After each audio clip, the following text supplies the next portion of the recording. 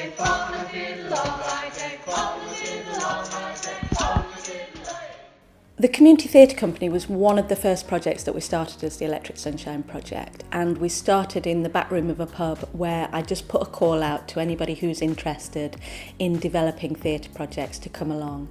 And there've been some people who came along to that very first day in September 2016 who've connected with projects ever since. We did a performance for the Christmas lights on Waterloo Road that was based on different Christmas carols and poems. We did the Pendle Witch Project, which was a show that involved puppetry and shadow puppetry, and it was about the infamous Lancaster witch trials of 1612. Last year we did Sandgrown Tales. Which was a really cool project where we took like sort of ode stories, a bit similar to this project. We took like a well-known stories and we kind of reworked them, related more to Blackpool.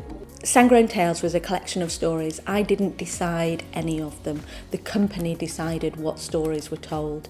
And again, that's been a real ethos of ours, is that there's no value in me coming up with all of the ideas. If I come along with a fully ready-made script, then there's nothing for the guys to do. There's no stretch for the performers to stretch their creative voices, to challenge themselves, to learn new skills, to find new ways, to find the things that are interesting to them. If everything's pre-made, then the participants, they can do it and they'll do a brilliant job, but actually what the Electric Sunshine Project is about supporting people to find the things that are interesting to them, to challenge themselves on their creativity and to develop a new kind of creative voice. Now at the moment we are working towards doing George and the Dragon for Easter and to St George's Day. We've been writing a little bit of a script together, we've been sort of workshopping ideas about the legend.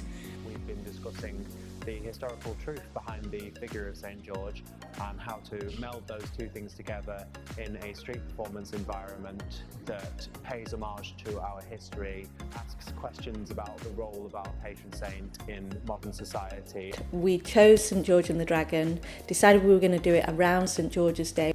We only had 11 weeks to build the performance, and so we came together with a load of source materials. The performers chose to be in groups and work together to create their own scripts. It became clear that there were kind of three stories that needed to be told. One was the traditional mummer style, one was the fairy tale, and one was this, all right, so what does it mean to be English though? It's been very interesting learning the story as well. I mean, I really didn't know anything about St George and the Dragon. I want to be able to tell a story from a point where I might not have heard it myself, so there might be people in the audience that have never heard St George and the Dragon, the story. They've just maybe heard of the flag and that it's the patron saint of England, and what I'm really looking forward to is actually conveying the story to the audience and enlightening them. You know, within any company you need lots of different styles, you need lots of different kinds of people to come together to make it a fully rounded unit, and I think that's what we had immediately with this company. For me, the most exciting part, I think, is the idea of getting involved in some drama with some new people and some new concepts. So community theatre for me is a new concept, just to get involved with people off the street. My last experience would have been in an educational institution, so this is really fun. We're in a library in the corner, just about to start singing, which is really going to be good. So we brought in musician and composer Phil, who is one of our newest associate artists, and he came and we got a couple of songs just like that. Now, the words we created again, it was that thing of using some old words, using some old traditions, and then updating them to make sure that they made sense for our stories.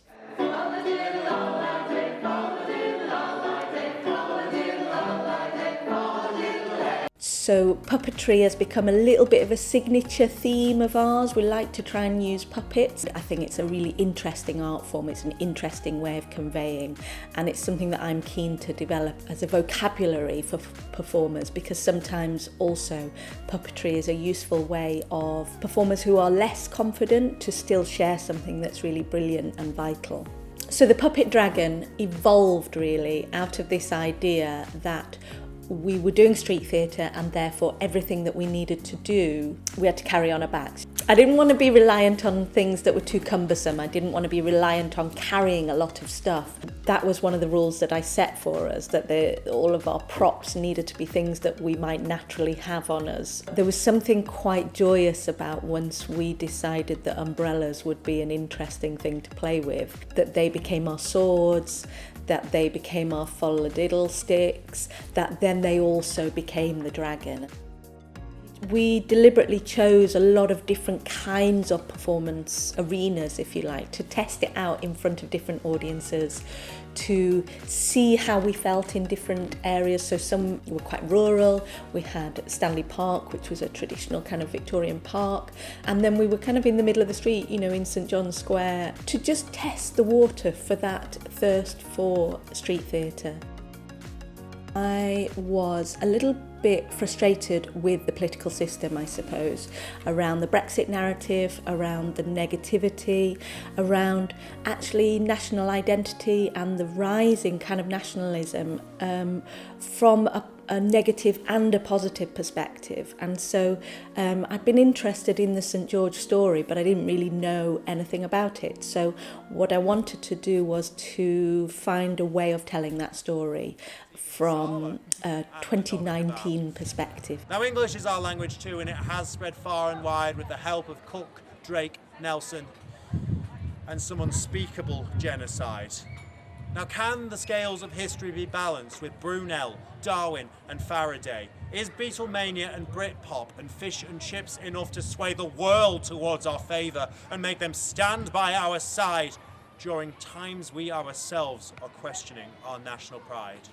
So I will admit, I am an outstanding example of doing what is right, and I accept the responsibility for taking on repression and the good fight. But let's be sure there is a real enemy, a nemesis, that there's WMD, or else we're just crusading against people's right to be free. All the audiences that came really enjoyed it. They understood what we were trying to say. There was a lot of sympathy for what we were trying to say. There was a lot of surprise and delight at some little moments. I think starting with that very traditional theatre, some people didn't then expect us to go off in some different directions. And so it was lovely to see audiences being surprised and having fun and enjoying those moments where we went off piste and challenged them to think about things a little bit differently. We've had some amazing comments. We've had a lot of love from the audiences and for the performers, and we've also had a lot of confidence being built in the performers throughout the duration of the shows. Well, socially I've struggled for a long time because I have bipolar disorder and also quite severe anxiety and depression, and it's only been recently that I've been able to shed some of that anxiety. And Electric Sunshine Project, I came across their work and was sort of tempted out of my house and joined, and the group was so warm and welcoming, and it was brilliant to have the opportunity to push myself, coming from a performance background but not having performed for such a long time. It was really uplifting to be able to do it again. I've grown in confidence, I've made new friends, I've just gotten a lot better in myself. Also learned how to not just learn lines but also react to the other person, and I've come out of my comfort zone, and it's helping immensely with my Asperger's, which was making me an anxious person. Just performing, it's brilliant to perform and getting to know people, and everything really, it's just brilliant. I can't just pick one thing. Yeah, performing was just phenomenal. It brought joy to my life, happiness. I've gained in confidence. I've gained in social skills. It's lovely when you get feedback from the crowd and people coming up and saying they really enjoyed it. I mean, it just gives you a zest for life and want to do it again. And I really enjoyed the parts when we weren't performing, and we've got such a nice bond between the team. I mean, when you're undressing at back of cars to get ready for a performance, you get to know each other and you get that connection, and you fight for each other and you want to know everybody's all right. Best came into my life, I was kind of like struggling mentally. I was kind of like very alone. Then Mel kind of created this really nice, kind of lovely, warm environment to sort of be in. It's nice to have like a safe space. Fest is kind of in and out of my life, never completely gone. It's always nice to kind of come back and be like, oh cool, we're going to work on this. I love working with Fest, I love working with Mel. I think it's given me more confidence, which I needed, and I love performing. Being part of Thesps has helped me. Meeting new people, getting back in touch with drama and kind of getting a finger on the pulse of a little bit of local culture and arts and gaining confidence, improving confidence also. For about 30 years, I haven't done a single thing to do with drama. And I've been itching to have a go again. So when this came up, this was a brilliant opportunity to get out of the humdrum everyday workaday life and to just go out there and be silly again.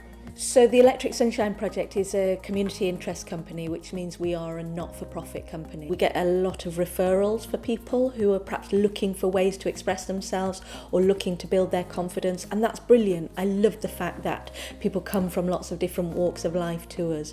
We are reliant on external funding. We are reliant on money to keep things going, to pay our artists, to hire spaces, to find new ways of doing things, and to make the work as high quality as we possibly can do.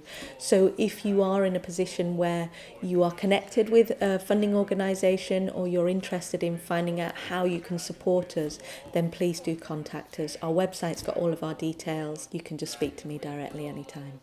With claws, with poisonous tail and terrible roars, the dragon with jaws, the dragon with claws, with poisonous tail and terrible roars.